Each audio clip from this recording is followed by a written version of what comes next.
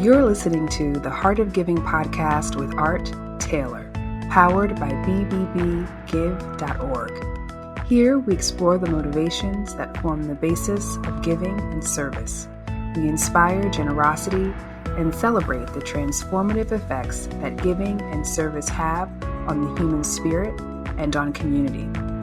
The conversations featured on the podcast also uncover giving strategies that educate and provide tools to help listeners make impactful gifts of both their time and money. We hope you enjoy this episode. Welcome to the Heart of Giving podcast, powered by bbbgive.org. Give.org is the nation's standards-based charity evaluator and your one-stop source for information on giving and reports on the most asked about charities. I'm Art Taylor, your host. And today we're going to talk about small acts of generosity. We talk a lot about changing the world and doing things that are of a massive scale that affect lots of people. And that's really important, obviously. You know, we want to see change on a massive scale. But sometimes it's okay to do something about a problem that's staring you in the face. There's no big organization that's supporting it. It's just an individual, usually, or two, who look at something and say, you know, I can do something. It may not be for a lot of people, but I can do something for one or a few people, and I'm just going to do it. And I really wanted to hold that spirit up. I wanted to hold that notion up so that others who think that, you know, I can't have this massive impact, so I'm not going to do anything, will think differently about that. You can do it by working with an organization, doing a little bit through an existing organization, or you could try to do something on your own. It's really about generosity, and we can make a big difference sometimes just by helping one person, two people, maybe a handful of people, whatever we can.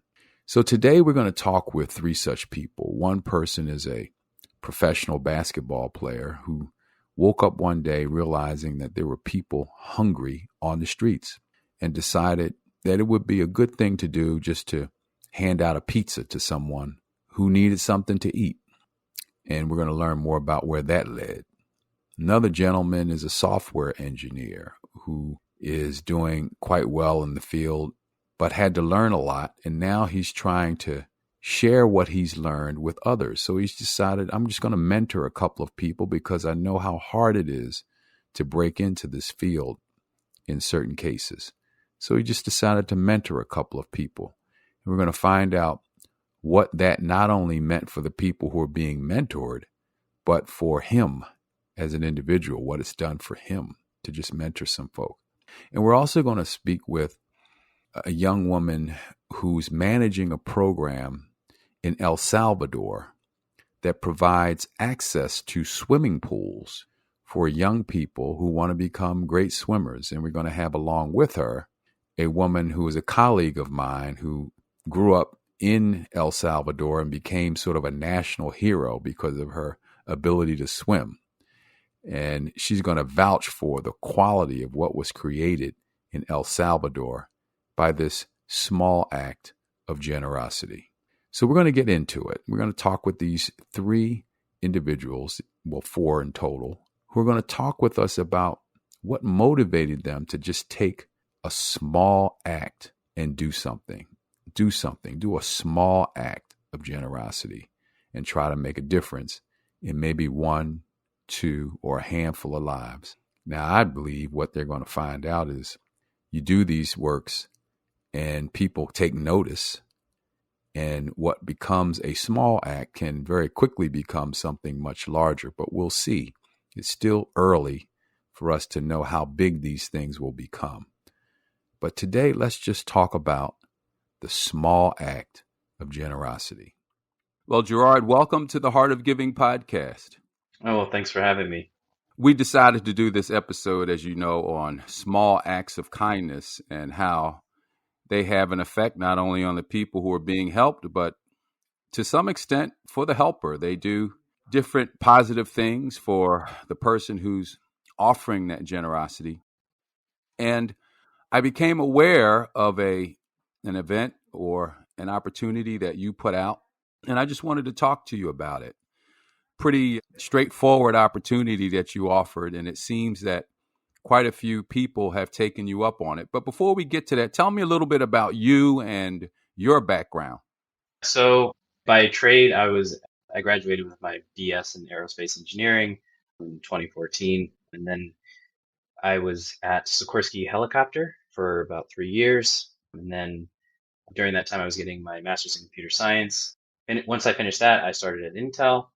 I was at Intel for 2 years, and after I left there, I joined Twitter. I've been at Twitter for about a year and a half. So I had a little bit of a roundabout way to get to coding. So you are what's known as a coder, and I understand you just got a promotion at Twitter. Yeah. It was a little expected, unexpected. I don't know how to describe it, but it's a really exciting thing. Now, as an African American, you are probably somewhat of a rarity, I understand, in your profession. How has it been for you breaking into the profession of, I guess, coding and computer science? Yeah, so that's a good question. So I never felt that joining software engineering or becoming a software engineer would be any different than my aerospace education. In my classes in undergrad, I was maybe one of five black engineers in my discipline. So in aerospace specifically, there were more black engineers throughout Maryland. But so taking that experience, I found that it's just very similar. There's just not a whole lot of representation across engineering in general. So coming into software, it was just more of the same. That being said, I definitely was very choosy about where I wanted to go in terms of what are the D&I initiatives at, say, Intel and at Twitter, and making sure that, I set myself up for as much success with as little representation as possible. So that's kind of been my experience so far. Have you noticed any particular barriers? I haven't personally. I think one of the most challenging things is not being able to commiserate or speak with other people like me, or work with other people like me, other black engineers. So that's been kind of challenging. But that being said, I don't feel like that is a barrier. I think it's more just needing to be flexible in terms of your cultural background, I guess. So you have been working in this space now for several years, and I'm reading that you have decided to do some mentoring. Mhm. And I wanted to know a little bit about what drove you to become a mentor, how that's going, and what you expect to accomplish with it. Okay. So let's take a step back and talk about my journey to software, right? So I was getting my master's in computer science. It took me about 2.5 years, and I got it online at Johns Hopkins. So I never actually set foot on the campus, but basically what that meant was I was taking classes, and largely I was on my own, and my ability to complete assignments and do all those things. That was very difficult. And a lot of my family didn't necessarily have the background, so I kind of had to reach out to individuals and ask for informational interviews about what to expect in interview processes and all that kind of stuff. So it's a lot of trial and error, and ultimately it ended up paying off, but I had to be very hyper focused. So anyway, so let's fast forward to Twitter. So when you join the company, you have to create a Twitter account. So I created one, or I had one that I revived, and I became very active in the dev community.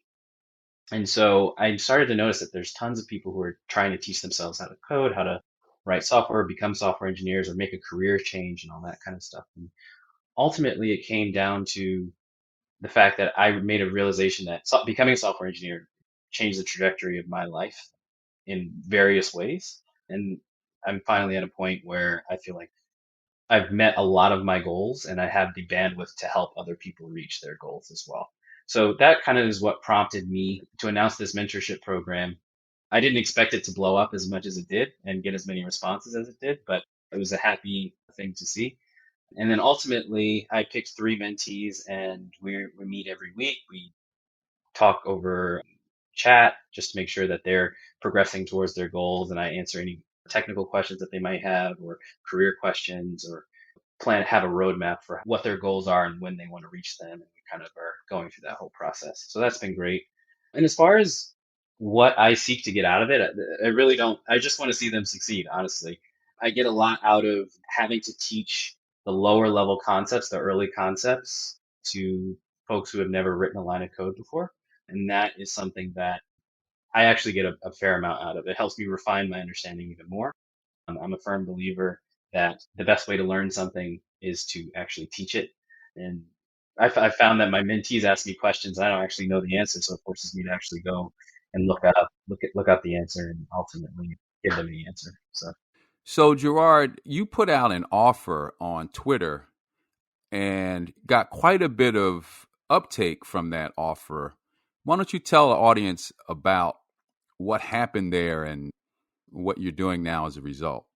It's interesting. So I put out the offer for 2 to 3 mentees. You didn't have to know how to code, or some coding experience is great. I put like a few constraints on the time zone, and I asked folks to upload a video of their why or their pitch as to why they would want to be my mentee.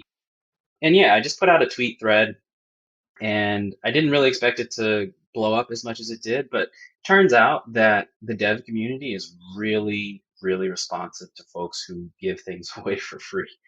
And they're very much a positive community. So if tons of folks are trying to learn software and change their careers and everything, so any resources that pop up on Twitter, you find that people start to retweet, especially if they find it a good resource.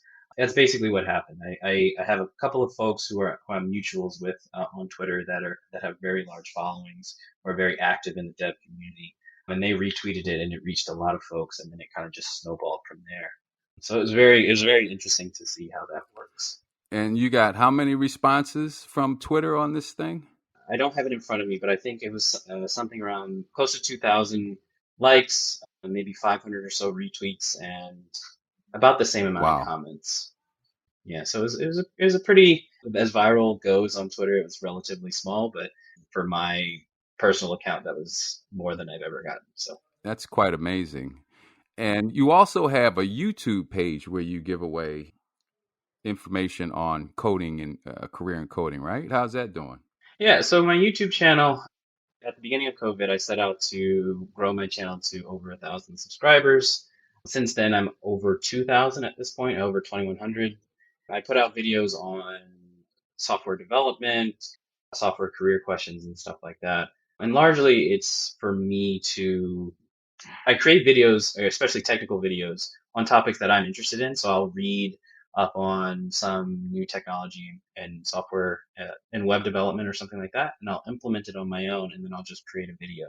So it's again, it goes back to allowing me to teach something, which helps me learn something a little bit better than otherwise I would have.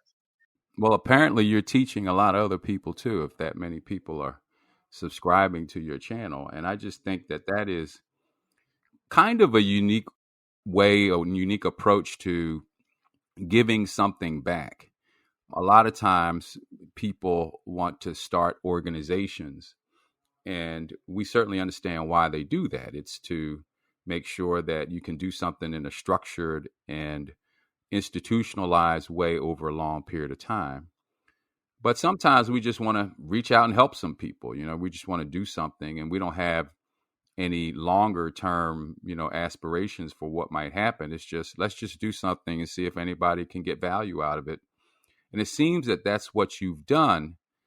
So now that you've done this and you have these mentees and you're probably learning more about how to be a mentor, you have all these videos out. Do you see potentially creating some type of organized approach to this in the future? I've given it a little thought, not very much. It's definitely something I'd be interested in doing. It just it's a lot of work, and I can't do it alone. So I'd have to bring some people on board to kind of help out with the creation of this organization and create the content, create all that sort of stuff. So, but and that being said, I also have a day job and a family, so it kind of it's definitely on the back burner. But it is something that can be done. As an example, there's this website called Freecodecamp.org, which is a website that allows you to self teach yourself at your own pace, And a lot of folks who are learning to code use that as their first foray into software development. So and they're a .org. Yeah, that's quite fascinating too. So, in all, I think you're out there to just help some folk, and it looks like other people are really interested in taking you up on that offer for sure. But again, to me, this is how people are finding ways to give something back. Now, how are you balancing all this with your family obligations? It's been challenging. So I kicked off. I put out the announcement for the mentees back in March, or maybe it was February. I can't remember the exact date. And I gave it 30 days for applicants to apply. And then I chose at the beginning of April. And then my son was born on April 16th.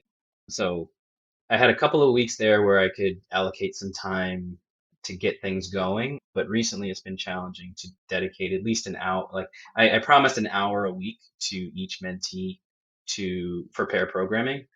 And it's just been hard to get that dedicated hour to give them. But that being said, they've been very flexible, very accommodating, and we sync a lot offline. So they'll just send me their questions, send me screenshots of their code, and I usually can fix their code or help them with what they're stuck on asynchronously, which has been nice considering the pair programming is really what they get a lot out of that. So this is a nice fallback. Well, Gerard, this is great. And I just want to congratulate you for taking this on. I know it's challenging for you to manage all this with a career and a family. But as you said, people are getting value out of this, both your time that you're spending as a mentor and your video program on YouTube that gives people insight into the career of coding. So I just want to hold this up as an example of what you can do, of what people can do to support others, whether that be in your career or some area of interest or hobby that you have that can drive other people to achieve more in their lives. So, Gerard, I just want to thank you for what you're doing and thank you for joining the Heart of Giving podcast. Oh, well, thank you for having me. Kai Howard, welcome to the Heart of Giving podcast. Thank you for having me. Well, Kai, I want to get into your background a little bit, but you're involved in something that really caught my attention. Somehow you got this desire to support people who are homeless and who are without food. And you came up with this really interesting approach to providing something to help them out, which we're going to get into. But before we do, tell me a little bit about your background so that our audience can get to know you a bit. Okay. Kai Howard. I am from Philadelphia, Pennsylvania, born and raised. Went to the Shipley School in Bryn Mawr. After that, did a year of postgraduate at St. Thomas More. Graduated from New Jersey Institute of Technology. I come from a basketball bloodline, to say. My father, Maurice Howard, played at the University of Maryland and played a stint in the NBA, as well as my brother, Ashley Howard, who is the head coach now over at LaSalle University. Spent some time underneath Jay Wright in the national championship teams over at Villanova.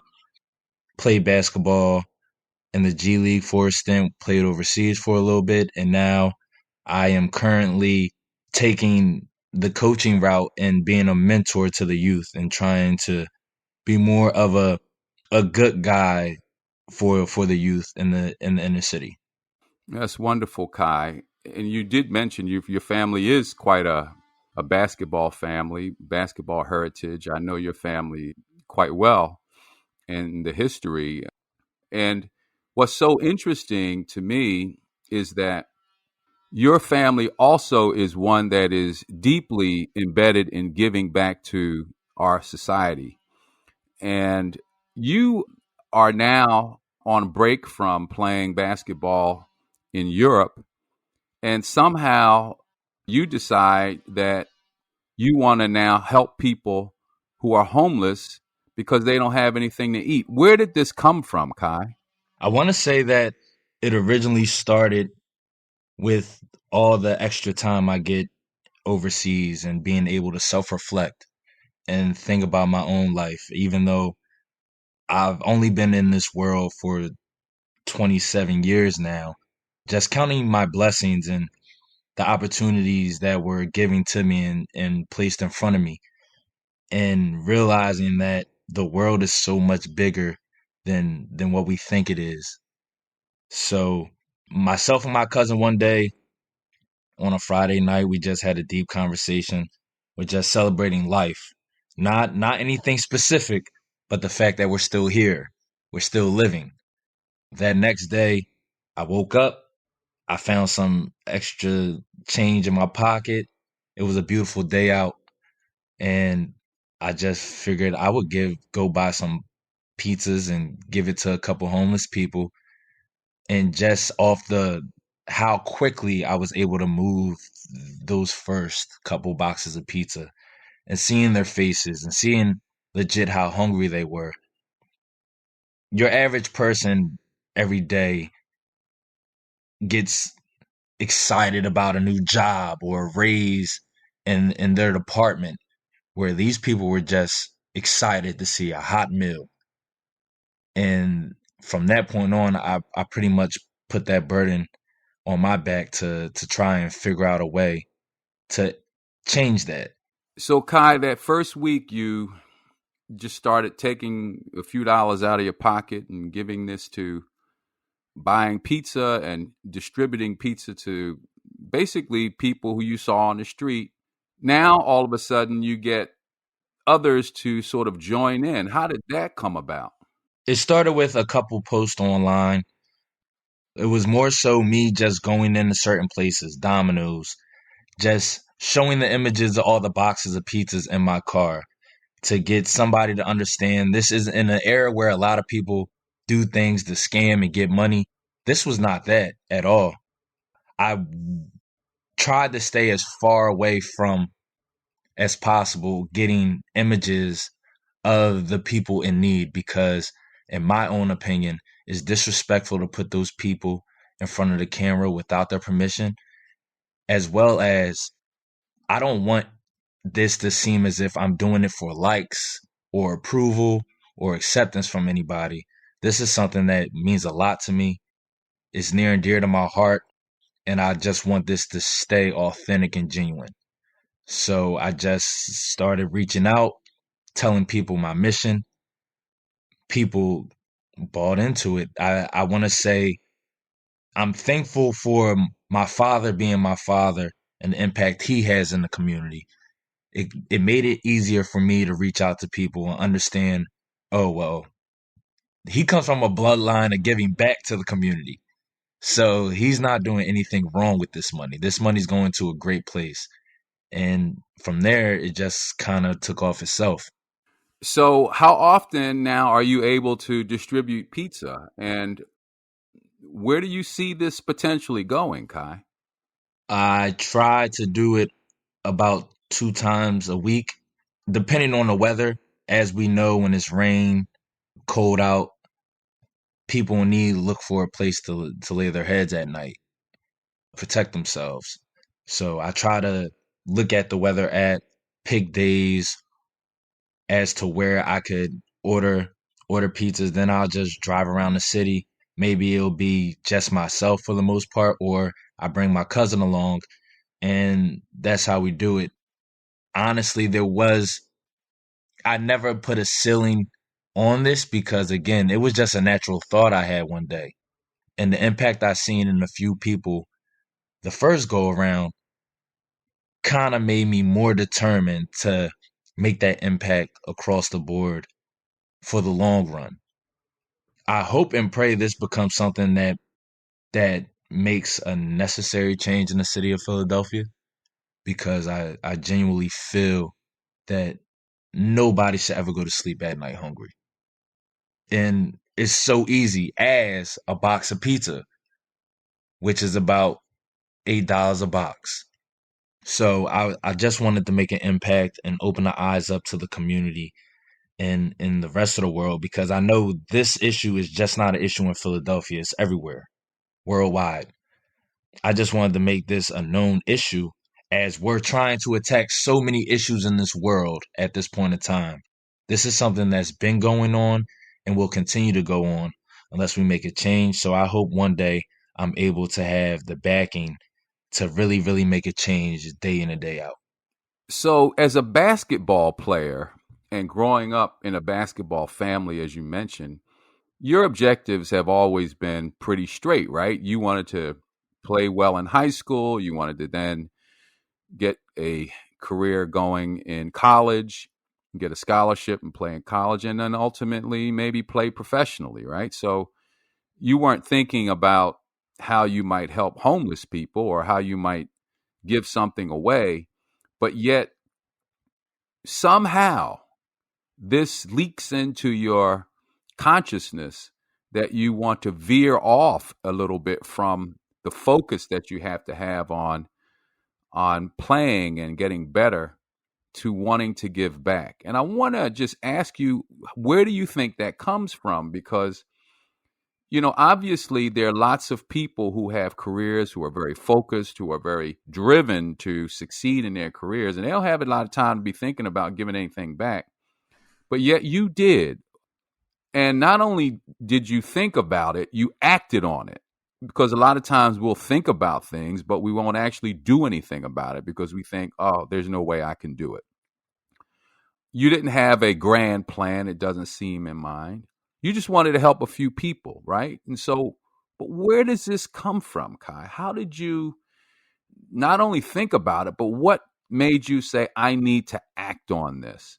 And if you had to inspire others to do likewise, what would you tell them? What really made me act on this was growing up, my father always told me that basketball was a privilege. It's not something that you wake up in the day and think you deserve. You must work for it. So in order to really be good at it, there were certain things I had to make sure I did. I had to be respectful day in and day out. I had to treat others the way I wanted to be treated. Go to school, pay attention. So in the long run, that told me that if I wanted to be good at this privilege, I would have to perfect my craft and put a lot of time and work into my craft.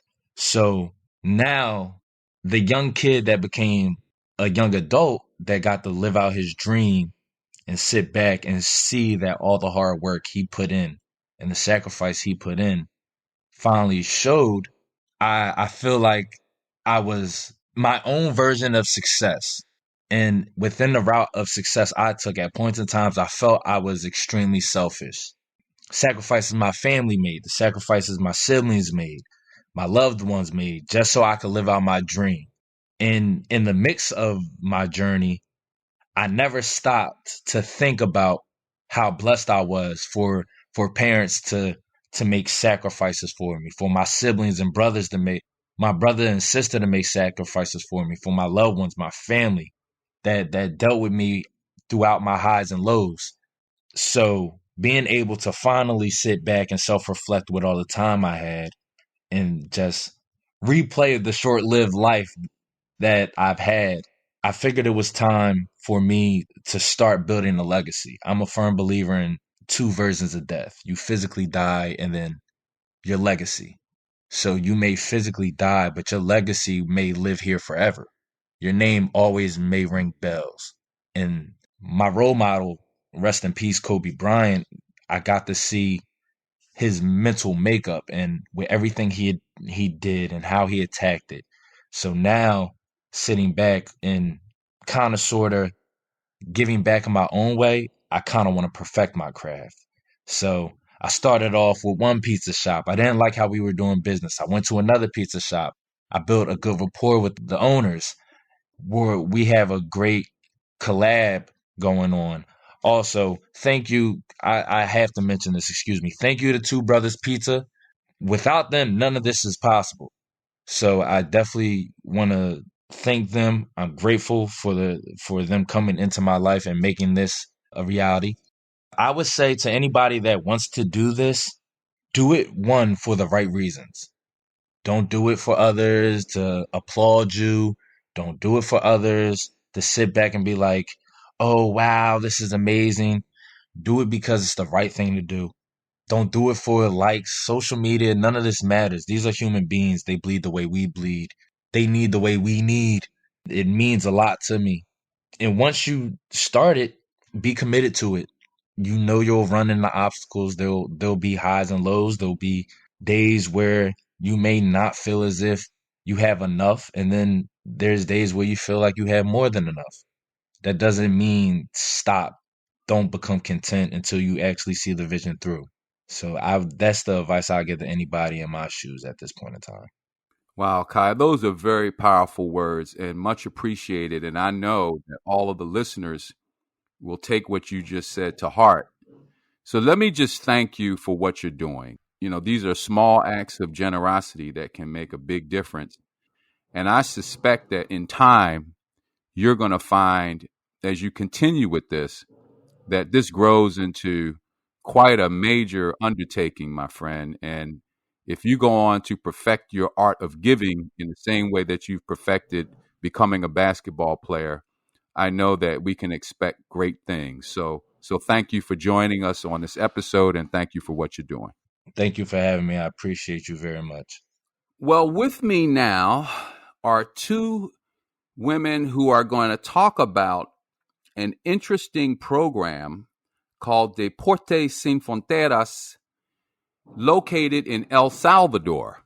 It is a program that was started by a man by the name of Rolando Ortega, who is a national swim team coach.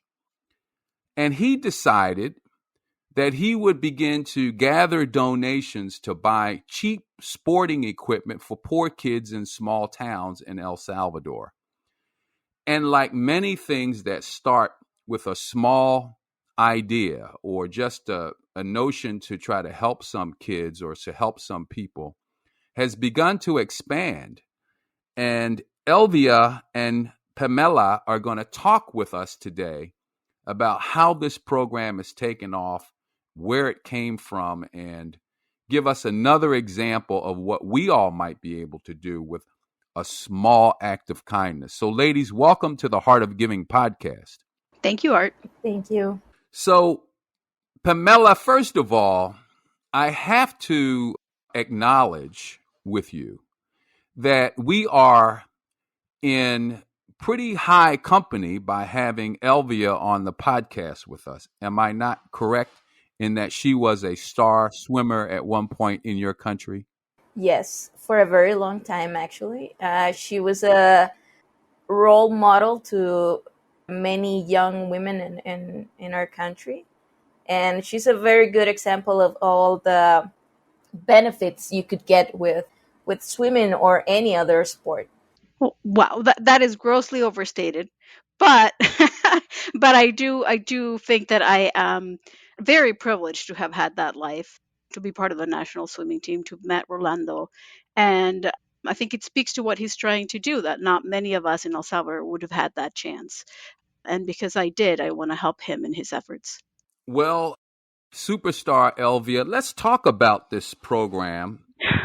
And where do you think Rolando got this notion to help kids in the way that he has? Well, I can tell you, Rolando right now, he's no longer national swim team coach. He was when I was younger. He was an assistant coach and he was in charge of us kids. I think at that point I must have been 12 and under or so. So I was a very young kid when I was working with him. And what I can tell you about him is that, yeah, he did support our, swimming, very serious swimming careers, but mostly he brought joy and he brought came and he brought this positivity about sports and what that means in a person's life. And I think out of all the coaches that have ever interacted with him, that is what I got from him. A love of a discipline, a love of hard work, and that where that can take you in life. But I think all of us, like when I was swimming, I want to say I might have this wrong, but I think we had two Olympic sized swimming pools in the country, both in San Salvador. And so many of us were giving it a go, but for many others, it wasn't a possibility. And I think for him, there was a reality that he couldn't look away from. And I had a conversation many years afterwards. I already had my own kids when I was having this conversation with him. And he told me about how he was trying to just buy equipment to teach kids in other towns with not as many resources, but so that they could learn to swim, sometimes in rivers. All he wanted was a little board so that kids can not drown while they were doing it, and that they could have a sense of community and know that people cared about them, and maybe be able to, find a love for sports through these activities. Well, Pamela, Elvia is here now in the United States, although I know she enjoys getting back to El Salvador as frequently as possible. But you're there on the ground watching this program on a daily basis, pretty much. What's happening with it? How's it doing? How has it prospered? Well, it's been really inspiring. I know Rolando because of his swimming career as a coach, because I have many friends that were on the swimming team from El Salvador. So I started to get to know this program, and it seemed like very simple. They're trying to help people, kids, with some equipment so they can start learning not just swimming but other sports. But then when I got involved in the whole program, it really amazed me how much they're doing, because it's not only about teaching them how to swim, or that they can get just a few footballs or some coaches to teach them. They are trying to get them out of the harsh reality that they live in, because we are a country not only poor in many areas, but we are in danger of having all our kids, not just teens but kids, going into gangs. And that is not only in a certain areas in the country, it is in the whole country. So what they do is that they try to start any program. It started with swimming, but they try to start with any type of sport that can get the kids involved, and they can get out of that reality of the gangs, out of the all the conflict that they live day by day, and with all the benefits that you can get through the sports, that they could learn discipline, as Elvia was saying earlier, because Rolando is a very good, very excellent coach in everything. I mean, he knows about techniques that are very impressive. There are techniques that are very like specialized, that I didn't know that we in this country we knew about them. And Rolando has all this knowledge, and he loves to put it not out there, not just for the kids but to other coaches. So what they're doing is amazing. I just had a few interviews with some of the coaches that he helps, that this association helps. And these people are walking 2 hours each day just to get to a community, just to give them 1 hour of a coaching session, so these kids can have this experience of living in a community that it's not based on gangs, that it's not based on violence. And they're teaching them the discipline, the teamwork, that everything that you need in life concentrated in one session of a sport. Wow. I grew up also in a poor community in the United States, in Philadelphia, that was also riddled with gang violence as I was growing up. And sports was a way out for us too. And it's so amazing to hear this repeated, not only here in the United States, but around the world, and now particularly in El Salvador. So I just want to mention that and to agree with you that sports can provide many of those fundamental aspects and character traits that people need to be successful, and move them out of dangerous situations like many of these young people are experiencing. So again, now you talked about how this program began. Where is it going? Well, actually, right now, they have most of the government support, because as the US, like you have the federal and then you have like the cities support, right? So right now they have like different city support for specific programs, but now the government is giving them some support to giving them like credentials so they can support different programs. Like if someone comes and I'm a rugby coach and I want to start a rugby program, I go to Deportes Sin Fronteras and ask for their help. And they could be the help in technical issues. It could be like having coaches teaching other coaches different techniques to develop the program, or equipment, or the coach per se. It's different types of how Deportes Sin Fronteras can help develop different programs throughout the country. And with the credentials from the government, makes it easier, because then the program, it can go like to a new level just because it's been coached and trained by Deportes Sin Fronteras. I was just going to add that I think that's what's been so smart and strategic about the way they've approached it. They started in a really, like you said, Art, a very simple idea that he wanted to just help some kids. But because he did have that insider knowledge, he was able to connect the dots and say, El Salvador has so little facilities. But if he could find a way to use those facilities, it would make a world of difference. And so Rolando started first at the local level, just finding out from what we call the alcaldía, can we use the pool 2 hours a day? Can we use the pool over the weekend when it's not being used? And then he would find a volunteer coach and have him come in and join the kids and all this stuff. And so his ability to first find those little opportunities here and there, and then through time to speak to the National Sports Institute and find accreditation there, has made a huge difference and is really transforming the organization into something that can have a bigger footprint. So, am I hearing that there's some thought about using this program in the United States to help with immigrants? So, what he has expressed is that he would love to find a way. A lot of us are very connected to our communities back in El Salvador. And what he wants to do is find a way to connect with those immigrants so that they can feel empowered and find a way to support kids that are still in El Salvador. And so I would say, maybe 20 years ago, there were a lot of parents here and they had the kids back home.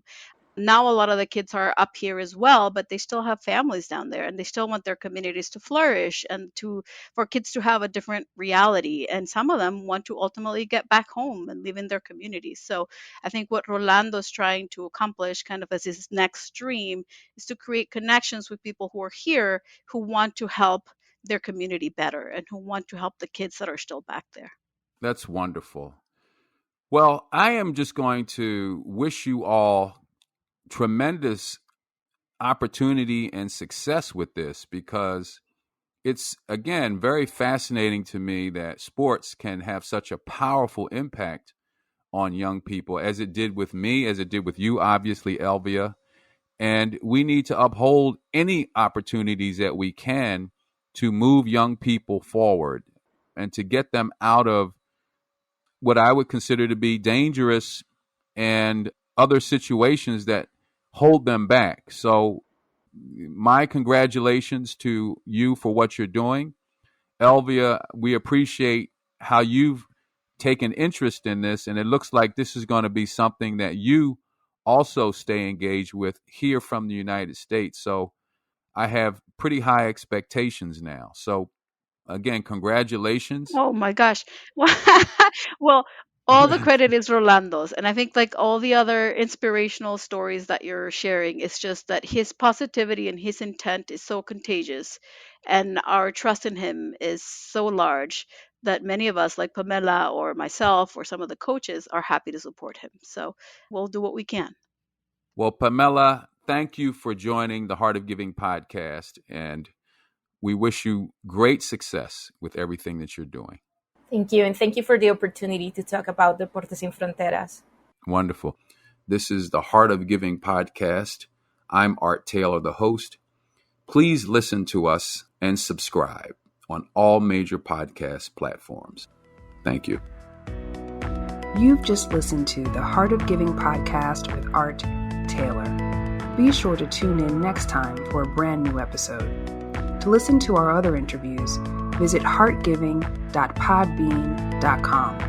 That's heartgiving.podbean.com. Subscribe to our show on major podcast platforms. The thoughts and opinions expressed on this podcast are the views and opinions of the guests, not those of the BBB Wise Giving Alliance or program affiliates. This podcast is for information and educational purposes only and is copyrighted with all rights reserved.